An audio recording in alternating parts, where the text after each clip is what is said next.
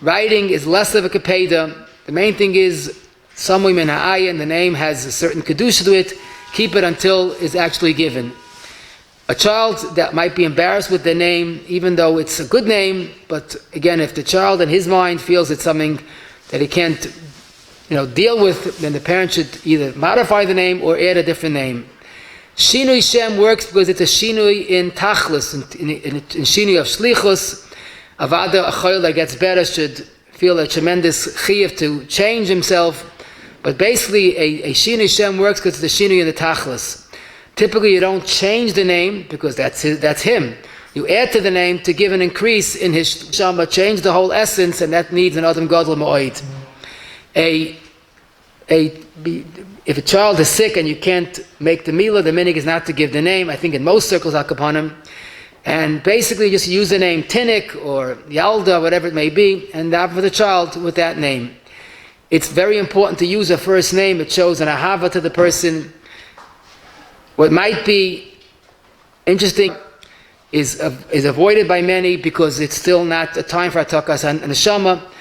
Giving two names to one person either is a ma'ilo chisar, and either it's two shlichas or it's confusing the shlichis. Someone did ask, so why do two cousins have the same name after the Zayda? So that's not such a, I guess the teretz is per family is supposed to give a name, but two children of this after the same Zayda, of the same family, that's something that's not done. To give two names after two people didn't get along, b'chayeyem, is not advisable.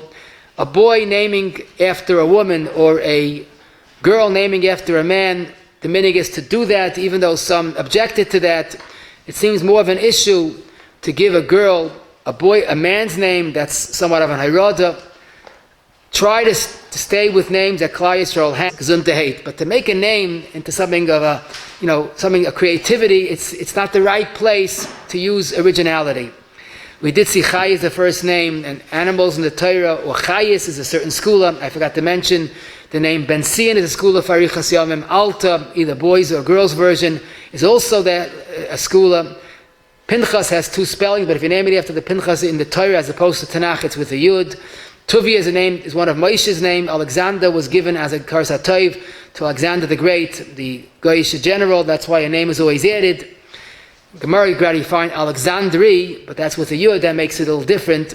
And the ik is to avoid machlokes when giving names, even though it's kedai to give name the right name, but sometimes the right name is to mevata on the name, because the ikka, the most important name, is the name that a person makes for himself. That's the Tov Shem Tov, Mishem and Tov.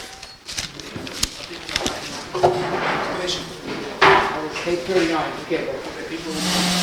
Not so bad, because it's not so bad, because it was a price. There's nothing to do with